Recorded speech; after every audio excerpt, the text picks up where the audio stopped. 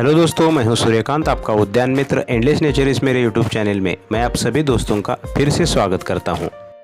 Today is 1 जनवरी 2023, नए साल की शुरुआत और मेरी तरफ से आप सभी दोस्तों को नए साल की हार्दिक शुभकामनाएं। इस वीडियो में आज हम लगभग साल भर फ्लावरिंग करने वाले एक एवरग्रीन पौधे के बारे में कुछ नई बातें जानने की कोशिश करेंगे। दोस्तों, इस पौधे का नाम रसेलिया है, जो कि लगभग सभी बाग प्रेमियों का परिचित पौधा है और यह पौधा हमारी प्लांट गैलरी का बहुत सालों से काफ़ी पुराना सदस्य रह चुका है, जिसे कॉमनली फायर क्रैकर प्लांट कहा जाता है।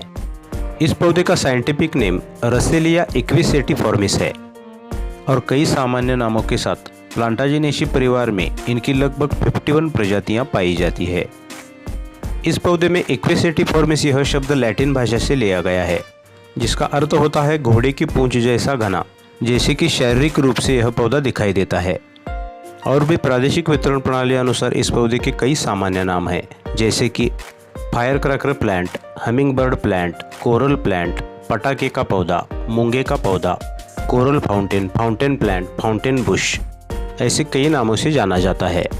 मूल रूप से यह पौधे मेक्सिको और ग्वाटेमाला के मूल निवासी है और यह बहुत ही हार्डली सर्वाइव करने वाला ट्रॉपिकल जोन का पौधा है, जो गर्म वातावरण में लगभग साल भर खिलता है। इनके जीन्स का नाम एक स्कॉटिश प्रकृतिवादी अलेक्जेंडर रसेल के सम्मान में दिया गया है। दोस्तों, इस रसेलिया के tubular shape flowers multi colour में आते हैं, जिसमें लाल, पीला, नारंगी, गुलाबी और सफ़ेद ऐसे रंगों के फूल आते हैं। जैसे कि मैंने शूट किए हुए इस पौधे में येलो और रेड कॉम्बिनेशन दिखाई देता है। दोस्तों, इस रसेलिया के छोटे चटकीले फूल आकार में लगभग 1 इंच लंबे होते हैं, जिसमें 3 पंखुड़ियाँ स्वतंत्र रूप से होती है और एक पंखुड़ी हमारी होठों जैसी सिमिलरिटी में जुड़ी हुई दिखाई देती है। फूल खिलने से पहले इस रसेलिया की कलियाँ हमारे प्लांट गैलरी के हमेलिया या फिर फायरबुश पौधे के फूलों की तरह सिमिलरिटी में होती है। इन फूलों में प्रचुर मात्रा में नेक्टर या शहद होता है और इसीलिए इस पौधे को तितलियों का, मधुमक्खियों का और हमिंग बर्ड्स का सबसे पसंदीदा अमृत पौधा कहा जाता है। मल्टीपल लटकते हुए ट्यूबुलर टाइप फूलों के गुच्छों से यह पौधा लदालद भरा हुआ फव्वारे जैसा दिखाई देता है, इसलिए इसे कॉमनली कोरल का फव्वारा भी कहते हैं। साथ में इसके लाल कलर के फूल हमारे भारत में उड़ाए जाने वाले छोटे लाल पटाखों जैसे दिखते हैं, इसलिए कॉमनली इसे पटाखों का पौधा भी कहा जाता है। एक सब शर्ब के रूप में यह रसेलिया का पौधा मल्टीपल घने फूलों से भरे हुए एक टीले जैसा दिखाई देता है। उष्णकटिबंधीय वातावरण में यह पौधा लगभग साल भर फ्लावरिंग करता है। जब यह रसेलिया का पौधा अपनी फ्लावरिंग की चरम सीमा पर होता है, तब इसकी फिजिकल ग्रीनरी और इस पर आने वाले मल्टी कलर फूलों के गुच्छों से यह एक आई स्टॉपर कॉम्बिनेशन बनाता है।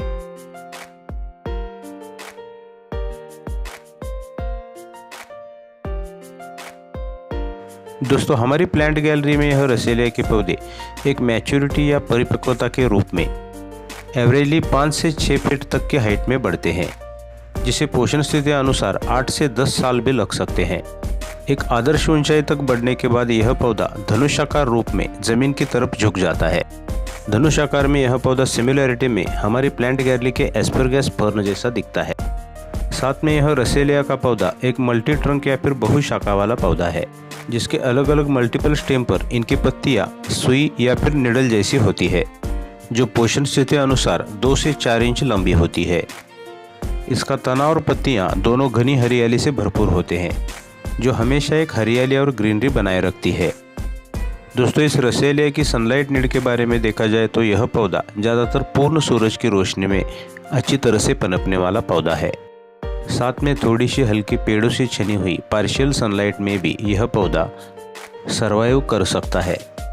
खुली धूप के नीचे इस रसेलिया के पौधे पर मैसिव फ्लावरिंग होती है। फ्लावर्स पूर्ण क्षमता से और हेल्दी रूप से खिलते हैं, इसलिए बहुत शेडी एरियाज में इन रसेलिया के पौधों को ना लगाएं। नेटिवली यह उष्णकटिबंधीय जोन के पौधे होने के कारण प्राकृतिक रूप में यह पौधे सूरज की खुली धूप के नीचे ही पनपते हैं, इसलिए साल भर के सनी लोकेशन के लिए इन पौधों को पृथ्वी के उत्तरी गोलार्ध में, ज़्यादातर सब ट्रॉपिकल जोन में हमारे घर के एरियाज़ का साउथ ईस्ट या साउथ वेस्ट लोकेशन होना चाहिए और ठीक इसके विपरीत पृथ्वी के दक्षिण गोलार्ध में भी नॉर्थ ईस्ट या नॉर्थ वेस्ट सनी लोकेशन होना चाहिए, क्योंकि सर्दियों के दिनों में सूरज के उत्तरायण और दक्षिणायन काल में बड़े पेड़ों या इमारतों के कारण शेडी हो जाती है इसलिए इन पौधों के लिए साल भर सनी लोकेशन वाला एरिया चूज करना इस रसेलिया की हेल्दी ग्रोथ के लिए काफ़ी फायदेमंद होता है। दोस्तों, इन रसेलिया के पौधों की वाटरिंग नीड मीडियम से नॉर्मल कैटेगरी में आती है। वैसे देखा जाए तो एक बार सेट होने पर यह काफ़ी सूखा सहिष्णु पौधे होते हैं। फर्स्ट स्टेज में हम जब नया पौधा लगाते हैं तब सीधे ज़मीन की या फिर पॉट्स या कंटेनरों की टॉप सॉइल सूखने के बाद हमें इन्हें पानी देना है।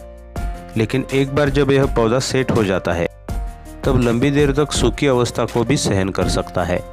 लेकिन शुरू में पौधा सेट होने तक टॉप सॉइल सूखने के बाद इसकी रेगुलर वाटरिंग का हमें ख्याल रखना है। फर्टिलाइज़र के बारे में देखा जाए तो सीधे ज़मीन में लगाने पर ज़मीन में स्थित अवेलेबल न्यूट्रिशन पर ही यह पौधा अपना काफ़ी अच्छा विकास करता है। लेकिन सीधी ज़मीन के बजाय जब हम इन्हें पॉट्स कंटेनरों में लगाते हैं तब अच्छी जल निकासी वाली मिट्टी के साथ तब एक हिस्सा किसी भी ऑर्गेनिक खाद का हमें उसमें ऐड करना है, जो एक फाउंडेशन के तहत लंबे देर तक पौधों को न्यूट्रिशन सप्लाई करता है। खासकर इन रसीले जैसे ग्राउंड कवर कैटेगरी के पौधों की जड़ों के पास हम दूसरे सिंगल स्टेम वाले पौधों की तरह बार बार गुड़ाई जैसी एक्टिविटी नहीं कर सकते। इसलिए पॉटिंग मिक्सचर में ही जैविक खाद को ऐड करके बीच बीच में ऊपर से तरल उर्वरक या फिर लिक्विड फर्टिलाइज़र देना बेहतर होता है। पॉट प्लांट के लिए एनपीके बेस मेंटेन करने के साथ हम फॉस्फोरस बेस्ड फर्टिलाइज़र इन रसीले के पौधों को बीच बीच में अगर हम देते हैं तो पौधे के अंदरूनी विकास के साथ इस पर काफ़ी अच्छी फ्लावरिंग आती है। दोस्तों, इस रसीलिया के पौधों को इसकी मैसिव फ्लावरिंग खत्म होने के बाद हम कटिंग के माध्यम से मनचाहे आकार में मर्यादित भी रख सकते हैं और इसकी हार्ड प्रूनिंग भी हम कर सकते हैं, जिससे पौधे पर नए शूट्स आने के साथ साथ नए बड्स या कलियों द्वारा फ्लावरिंग भी अच्छी होती है। ज़्यादातर इस पौधे पर किसी हार्मफुल डिजीज़ का प्रभाव नहीं दिखाई देता, लेकिन एक आइडियल एटमॉस्फेयर के अभाव में कभी कभार इस पर नीम टोड या कैटरपिलर जैसी डिजीज़ दिखाई देती है। उस वक्त प्राइमरी स्टेज में नीम ऑयल या फिर गाय के गोमूत्र का हम ऑर्गेनिक पेस्टिसाइड के रूप में इस्तेमाल कर सकते हैं। सजावट के तौर पर इस रसेलिया के पौधे को हम हैंगिंग बास्केट में, बालकनीज की रेलिंग पर, रॉक गार्डन में, बॉर्डर्स पर, फेंसिंग वॉल के ऊपरी बॉक्सेस में इस पौधे को हम ग्रो कर सकते हैं। साथ में एक ही लंबे गार्डन बेड पर इनके मल्टी कलर फूलों के इक्वल कॉम्बिनेशन से हम एक आई स्टॉपर ब्यूटी या सीनरी क्रिएट कर सकते हैं। इस रसेलिया का प्रोपगेशन इसकी नोक की स्टेम टिप कटिंग से हम बहुत ही आसानी से कर सकते हैं। साथ में हम स्टेम लेयरिंग के माध्यम से भी इसे प्रोपगेट कर सकते हैं, क्योंकि प्राकृतिक रूप में यह एक ग्राउंड कवर वैरायटी है जो ज़मीन के संपर्क में आने पर स्टेम के हर नोड से अपनी जड़ें जमा लेता है।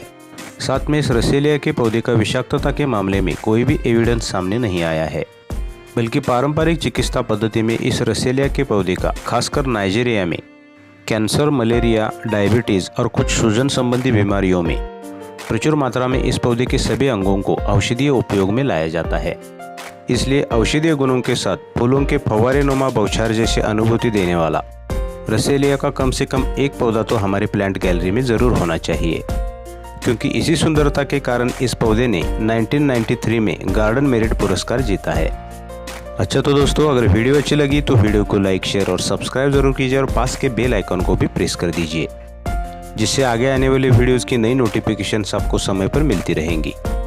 अगले वीडियो में फिर मिलेंगे एक नया पौधा और उससे जुड़ी कुछ नई जानकारी के साथ। Till then, good bye. Om Sai.